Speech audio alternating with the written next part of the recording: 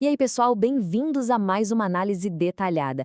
Hoje nós vamos explorar um dos movimentos espirituais modernos mais fascinantes e profundos, a obra do Instituto Hesed. Para quem não sabe, o Instituto foi fundado lá em 1997 pela irmã Kelly Patrícia e a irmã Jane Madeline. O que começou com um carisma intenso voltado para a misericórdia e a adoração perpétua, acabou se transformando num fenômeno digital e social que é simplesmente gigantesco. Através do nosso mergulho de hoje, nós vamos entender a história completa de como o exército de São Miguel e a Grande Reconquista se tornaram um suporte espiritual mega prático para enfrentar os combates dos nossos dias.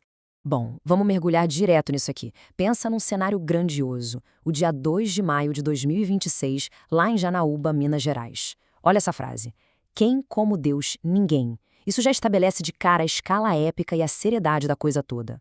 Para a galera que organizou e que participou, o evento não era só uma festinha, uma simples comemoração no calendário. Era, na verdade, um ato público de resistência, uma marca fincada no chão. E por que resistência, né? Bom, o cerne da questão está num contraste bem claro sobre como eles enxergam o mundo hoje.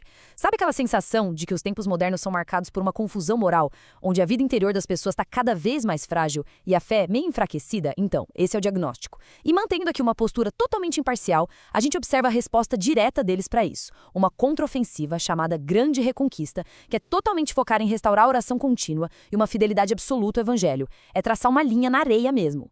Isso nos leva diretamente ao que realmente significa a Grande Reconquista. E, gente, passando longe de ser só um slogan bonito de rede social, os registros oficiais definem isso como um movimento espiritual muito concreto.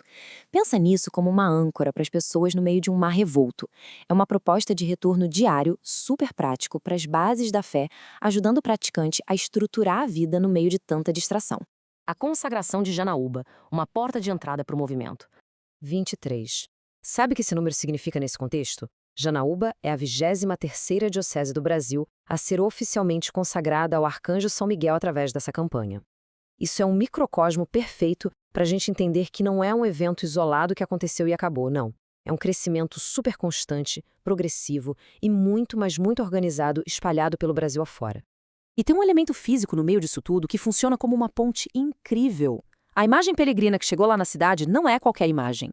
Ela foi enviada com documentação oficial lá da Diocese de Manfredonia, na Itália. Eles são os guardiões do Santuário do Monte Gárgano, que é uma caverna milenar super importante para a igreja. Então, essa imagem age quase como uma extensão direta, sabe, trazendo um pedaço literal das raízes cristãs europeias direto para o interior do Brasil. Agora, o que é realmente interessante nesta parte é a magnitude de toda essa operação. 1 milhão.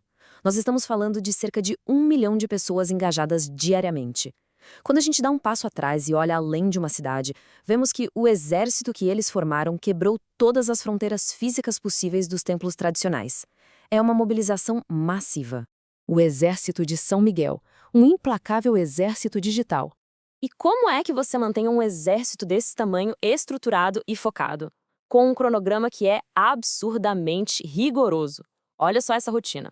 A coisa começa cedinho com o Rosário da Madrugada, depois tem uma pausa para o terço do meio-dia, avança para o terço da Misericórdia às 3 da tarde e fecha o dia com o terço do combate à noite. A internet, que normalmente nos distrai, aqui vira a própria argamassa que une essa comunidade de fé, mantendo todo mundo engajado o dia inteirinho. Adoração e a pandemia. A fé no tempo do isolamento. Vamos passar para cá e ver como isso se constrói a partir daquele período que com certeza foi o mais desafiador de todos nós, a pandemia de 2020. Quando tudo fechou, o Instituto Hesed simplesmente se recusou a recuar. Eles colocaram no ar transmissões ininterruptas 24 horas por dia, 7 dias por semana. As fontes até narram que mesmo quando os próprios membros lá dentro pegaram o vírus, eles deram um jeito no revezamento para não abandonar quem estava isolado em casa. E o mais legal, essa rede de apoio online se transformou em comida na mesa e auxílio físico para um monte de famílias em vulnerabilidade. Milagres e obras sociais. Os frutos tangíveis da fé. E quando você tem uma mobilização desse tamanho, começam a surgir os relatos do que eles chamam de frutos tangíveis. A fonte documenta, por exemplo, o caso do Rony, que é médico e pegou uma forma muito grave de Covid. De forma bem factual, a perspectiva médica dele era nula.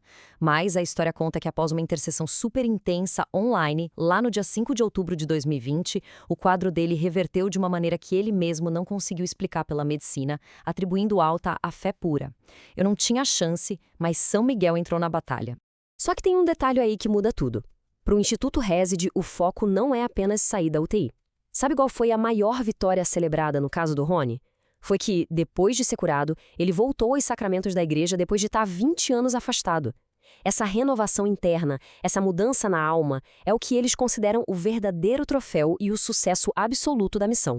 E toda essa fé e transformação espiritual não fica só na teoria, não. 90 toneladas. Tenta visualizar 90 toneladas de alimentos. Foi esse o peso que a rede levantou para enviar abrigos e asilos nas dioceses consagradas. Naquela ida a Joanalba, eles descarregaram um mar de suprimentos diretamente no asilo local. Isso prova que a campanha tem um lado pragmático absurdamente forte. Então, o ponto crucial é exatamente esse. Eles não separam a vida mística da vida material. Para eles, São Miguel é o anjo do combate, sim, mas também é o anjo da adoração e da caridade. O ensinamento é que a mesma força e disciplina que te faz assistir a horas de transmissões ao vivo tem que ser a força que te levanta da cadeira para ir visitar um asilo, enxergar o propósito direto no rosto de quem precisa de ajuda de verdade.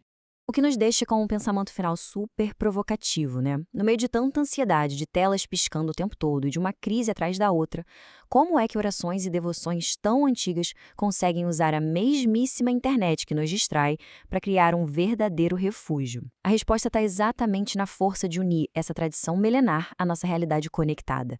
Isso mostra muito sobre como vamos nos conectar no futuro. Obrigado por acompanhar essa nossa explicação até aqui e a gente se vê na próxima.